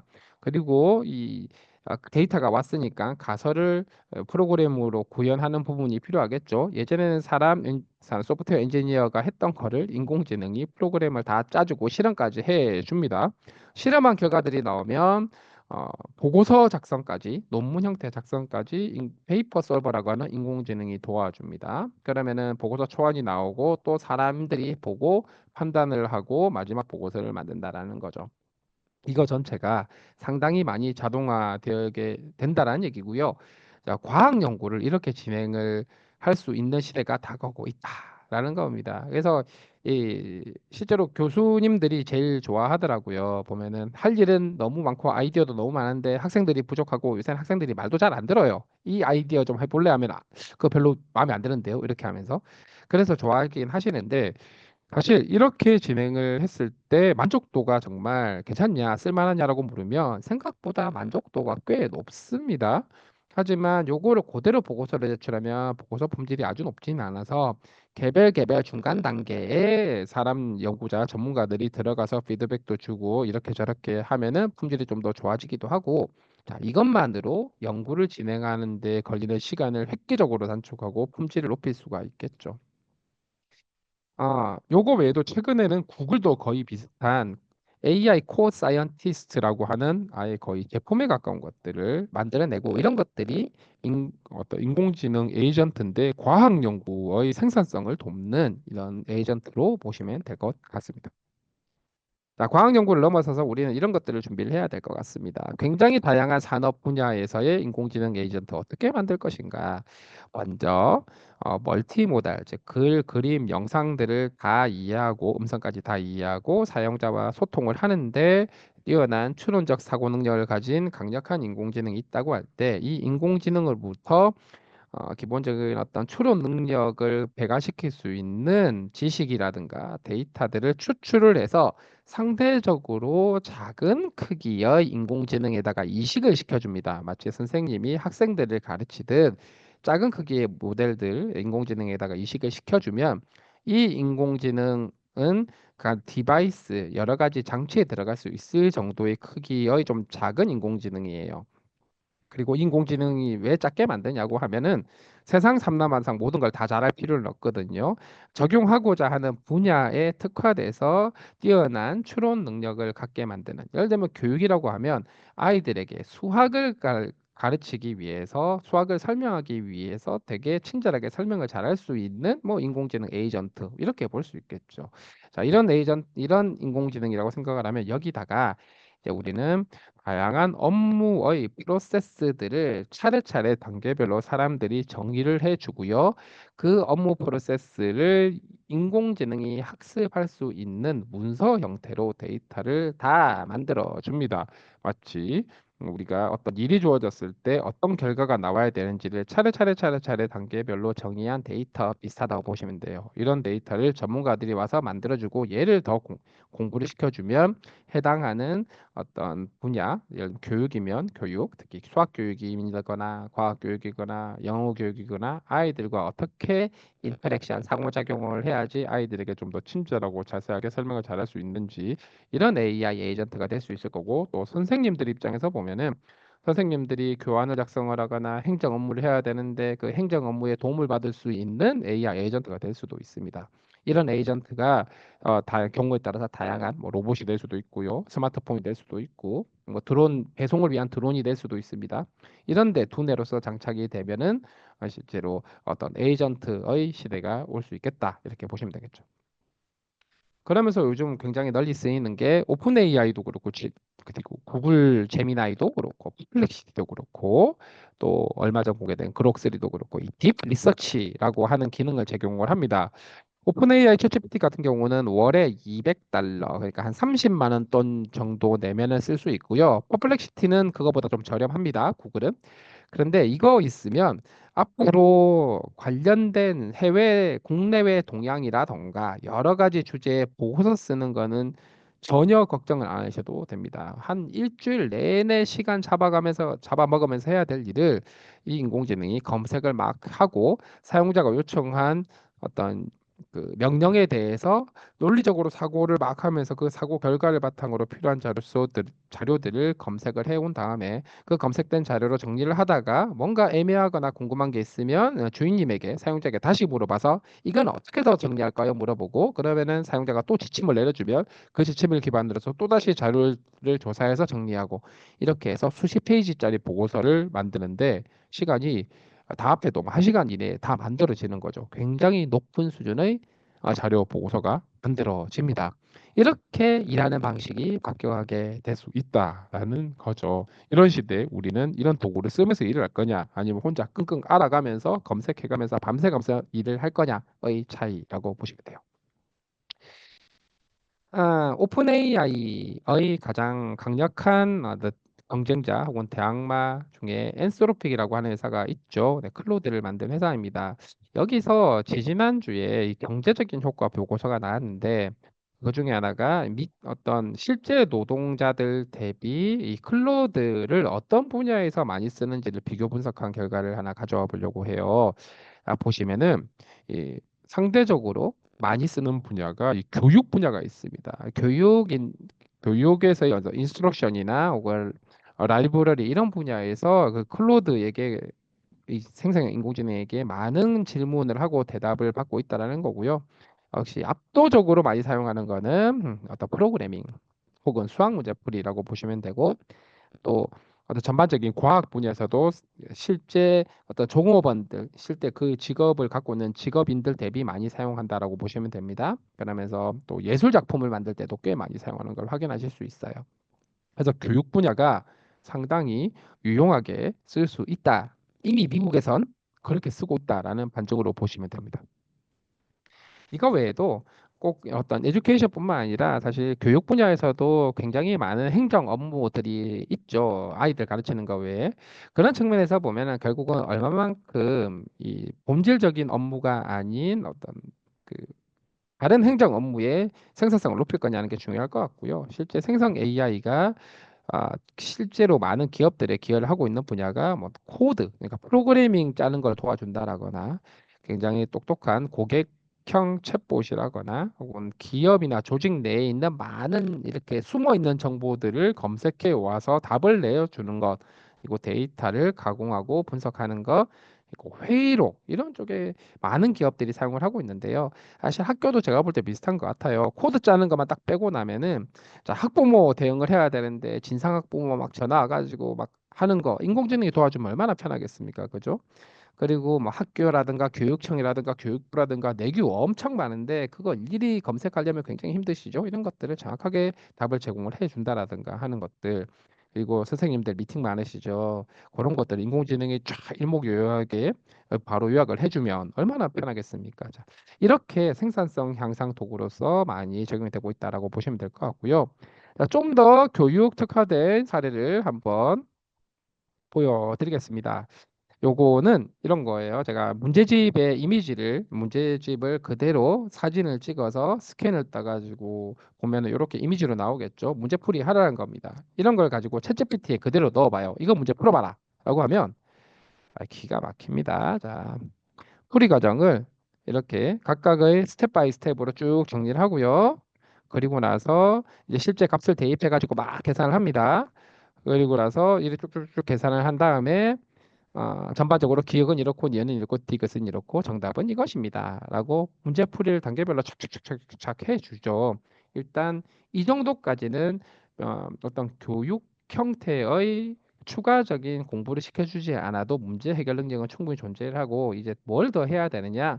아이들의 잘 이해를 못할 때 얼마만큼 친절하게, 얼마만큼 더 쉽게 설명을 할 수 있느냐? 아이들과 대화를 어떻게 더 주고받을 거냐? 그러면서 선행학습이 되지 않도록 그런 선행학습이 아닌 개념으로 설명을 할 거냐 하는 기능들을 더 공부를 시켜줘야 될 것 같습니다. 이렇게 된다고 하면은 앞서서 캐리스 원장님 말씀했던 것처럼 아이들마다 이렇게 이해할 수 있는 수준이 다르다 보니까 아이들 수준에 맞춰 가지고 좀 더 쉽게 혹은 조금 더 효율적으로 하는 것들을 제공을 함으로써 교육 효과를 훨씬 더 높일 수가 있겠죠. 그런데 실제로 선생님들은 하실 수 있는데 선생님들이 같은 시간에 아이들에게 쓸 수 있는 시간이 제한적이죠. 선생님들이 뭐 머털도사처럼 자기를 분신을 100개를 만들 수는 없지 않습니까? 그런데 인공지능은 그게 가능하단 말이에요. 그래서 이런 것들을 잘 활용을 함으로써 격차를 해소할 수 있다. 개인 맞춤형도 제공할 수 있다. 이런 말씀을 드리고요.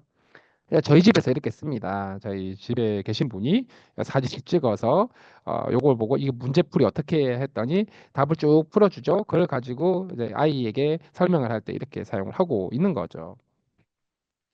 그러면서 일본도 디지털 교과서를 정식 교과서 지위로 격상을 하면서 준비를 하고 있는데 일본은 원래 굉장히 나라 자체가 돌다리도 두들겨 보고 건너자라는 마인드이기 때문에 단계 준비를 해가고 있는데요. 어쨌든 일본도 명확하게 2030년에는 정식 교과서로 모두 다 활용할 수 있도록 준비를 하고 있다라는 부분 체크를 해봐야겠습니다.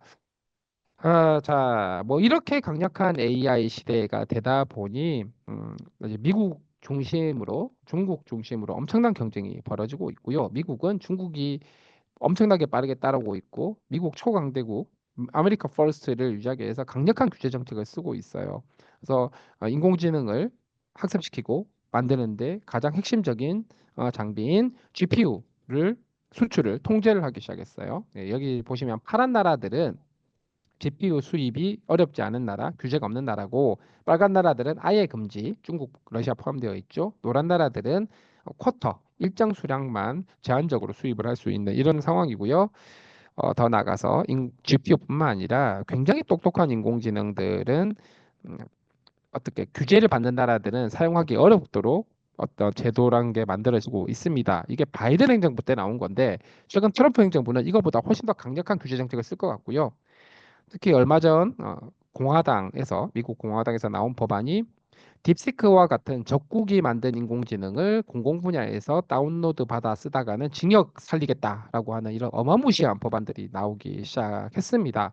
그래서 앞으로 미국 같은 경우는 아메리칸 퍼스트를 외치면서 어, 다른 나라들의 발전은 모르겠고 그냥 미국 중심주의로 굉장히 빠르게 드라이브를 걸고 있고 지금 트럼프 행정부의 관세 정책이라든가 여러 가지 정책들이란 것들이 를 고려하면은 이런 움직임이 훨씬 더 가속화될 것 같습니다. 이런 상황에서 우리는 어떻게 경쟁력을 확보해야 할 것인가? 그러면서 우리 미래 세대들에게 어떻게 AI 경쟁력을 확보하게 해줄 것인가에 대한 깊은 고민이 필요한 시점이고요. 실제로 말씀드린 게 징역 물리겠다라는 게 요겁니다. 자, 이런 상황이 되다 보니까 사실 우리나라뿐만 아니라 모든 나라들이 인공지능 기술이 종속되지 않도록 하려는 노력을 열심히 진행하고 있다라고 보시면 될 것 같고요.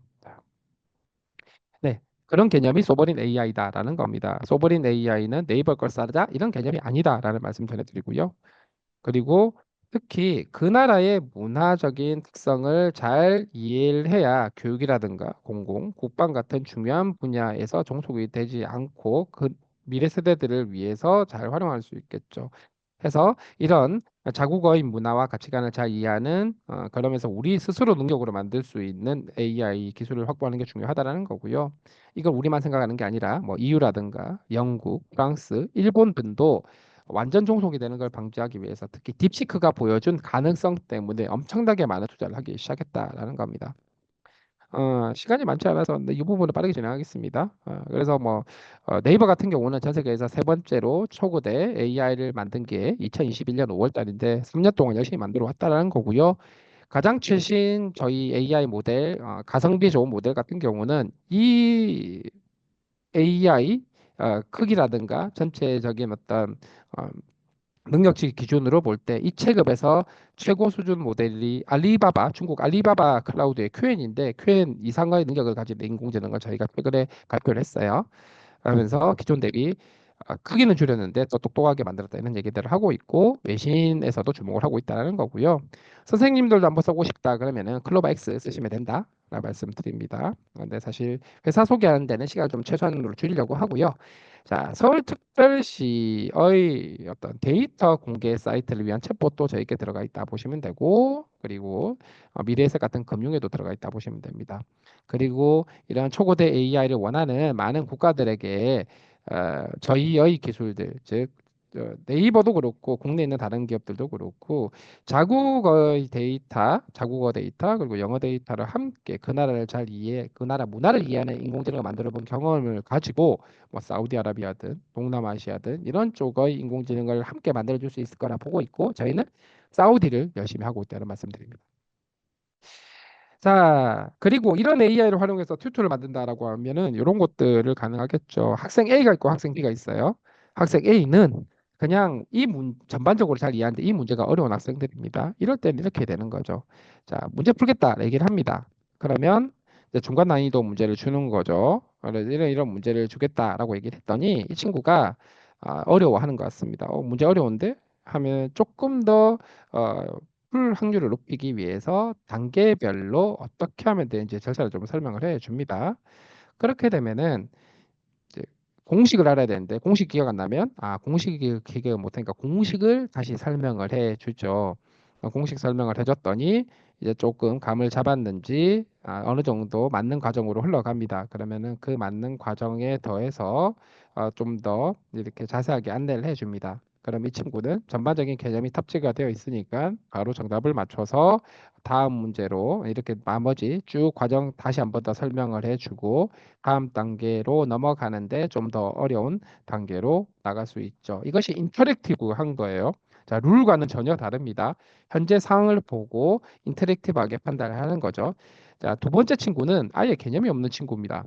그래서 이게 과외 선생님, 저도 과외를 많이 해봤지만 가장 난감한 친구예요. 문제를 냈어요. 그랬더니 몰라요. 무조건 몰랍니다. 그리고 너무 어려워 한마디예요. 그랬더니 그럼 훨씬 더 쉽게 앞선 친구보다 훨씬 더 쉽게 차근차근 설명을 합니다. 자, 그런데 반응이 몰라. 무슨 말인지 모르겠어 합니다. 이쯤 되면 선생님들도 이제 슬슬 화가 나기 시작하는데 인공지능은 화를 내지 않습니다. 꾸준히 더 낮춰서 자세하게 설명을 합니다. 거의 의지가 없죠. 의지가 없는 친구들에게도 계속해서 이렇게 차근차근 설명을 하면서 제공을 할 수가 있죠. 자, 물론 답을 모른다고 합니다. 모르면 또 자세하게 설명을 해준 다음에 좀 더 쉬운 문제로 넘어가게 하는. 그래서 룰 기반의 맞췄냐 틀렸냐 다음 문제 이게 아니라 학생이랑 계속 교감을 하면서 조금 더 흥미를 갖도록 유도할 수 있는 이런 것들이 가능한 게 AI 튜터라고 보시면 되고요. 자, 넘어가겠습니다. 그래서 AI 튜터, 디지털 교과서를 넘어야 된다는 거죠. 개인화된 난이도 문제 추천, 맞췄냐 틀렸냐 기반으로 룰 개발을 하는 거 이래서 될 건 아니다. 이거 명확하게 한계가 있고요. AI 튜터, 특히 생성형 AI 시대 AI 튜터는 학생이 가지고 있는 지식이나 능력에 맞춰서 굉장히 인터랙티브하게 문제 해결을 할 수 있도록 절차를 도와주는 걸 해야 되는데 이게 가능한 건 논리적인 차근차근 생각하는 추론 능력이 있기 때문에 가능하고요. 그리고 불편하지 않고 재미있게 하는 UX, 그래서 공부, 문제풀이 자체가 재미있게 하는 이런 것들도 제공을 해야 됩니다. 선행 금지 당연히 알려줘야 되고 반영해야 되고요. 답을 알려주는 선생님 느낌보다 반에서 제일 공부 잘하는 친구 같은 튜터를 만들어 놓으면 아이들의 어떤 그 부담감이 훨씬 더 줄어들겠죠. 놀면서 대화하면서 자연스럽게 배울 수 있도록 하는 거죠. 그러면서 선생님들 입장에서 보면은 이런 데이터들이 쌓였을 때 특히 예비고사 시절에 되게 다양한 학생들의 시뮬레이션 해보면서 경험을 쌓을 수 있는 도구도 제공할 수 있습니다. 그래서 저희가 이런 것들을 직접 열심히 만들고 있다고 보시면 되고요. 많은 선생님들이 개인정보, 학부모들도 마찬가지죠. 개인정보 어떻게 보호할 거냐. 개인정보 보호할 수 있는 여러 가지 안전장치들을 강화를 해서 교과서나 참고서, 시험 문제, 그리고 학생들이 문제 푸는 방식들 이런 것들을 잘 학습시킨 개인화된 학생을 위한, 교사를 위한, 학부모를 위한 맞춤형 AI 튜터 엔진을 제공을 하고 각각의 어떤 기능 혹은 역할에 맞춰서 데이터로 추가적으로 학습을 시킨 각각의 에이전트를 이렇게 제공할 수 있다. 그래서 학부모들을 위한 에이전트, 교사 업무를 도와주는 에이전트를 만들 수 있다는 겁니다. 그리고 선생님들이 먼저 이런 생성형 AI를 잘 쓸 수 있도록 또 역량을 강화하는 게 필요한데, 한번 써보시면 불만 있으실 수 있을 텐데요. AI가 만든 결과가 마음에 안 들면 더 나은 결과를 만들 수 있도록 여러 가지 트라이를 해보시는 게 중요하다. 그것이 선생님들의 능력을 키우는 거에 되는 거고요. 여기 있는 많은 내용들을 잘 참고를 해서 프롬프트를 만드시면 훨씬 더 효과적으로 될 수 있을 거다라는 말씀드립니다. 아이들에게 어떤 교육이 필요한가? 자, 인공지능을 활용한다. 그리고 인공지능이 어떤 결과를 내놨다라고 하는 것들을 비판적으로, 그리고 책임은 내가 져야 한다라는 걸 제대로 이해해야 되고요. 그리고 안전하고 책임감 있게 활용하는 게 너무 중요하다라는 것도 함께 가르쳐야 되겠죠. 인공지능 기술은 계속해서 발전을 합니다. 그래서 지금 안 되더라도 다음에 될 수도 있기 때문에 현 시점 잘하는 것, 못하는 것을 제대로 이해하고 쓸 수 있어야 되고요. 인공지능을 잘 활용할 수 있도록 하기 위해서는 결국 어떤 문제를 가지고 인공지능을 풀 거냐 하는 문제 정의 능력이 중요하다는 말씀드립니다. 특히 어린아이일수록 혼자 쓰게 하면 안 되거든요. 부모님이든 선생님들이 같이 써야 되는데, 부모님, 선생님들이 잘 쓸 수 있어야 아이들 데리고 함께 제대로 쓸 수 있게 하겠죠. 그래서 부모 교사의 AI 리터러시가 너무너무 중요하다, 이런 말씀 드리고요. 자, 어떤 분야든 AI는 도구이기 때문에 그 분야의 전문 역량을 가지고 있어야 되는데, 실제로 네이처에 이런 논문이 나왔어요. 해당하는 전문 분야의 전문 지식이 있어야 그 실제 인공지능과의 협업 효과가 많이 생길 수 있다 말씀드립니다. 자, 교사 대체 안 됩니다. 걱정하지 마시고요. 일단 인공지능은 선생님들의 되게 귀찮은 행정 문서 업무를 위한 도우미, 교육 자료나 교환을 준비하는 데 도우미, 학부모 미능 등하는 도구로부터 먼저 출발하고 자연스럽게 확장이 됐을 때 교육의 굉장히 어려운 풀어야 될 문제였던 지역 소득 격차 해소, 학생들과 더 많이 시간을 쓸 수 있는 도구, 학생들을 더 잘 이해할 수 있는 도구, 그리고 공부 싫어하는 학생들이 공부에 취미를 붙일 수 있는 도구로서 활용할 수 있을 것 같습니다. 네, 자세한 내용은 책을 읽으시면 될 것 같습니다. 시간이 꽤 많이 지났네요. 경청해 주셔서 감사합니다.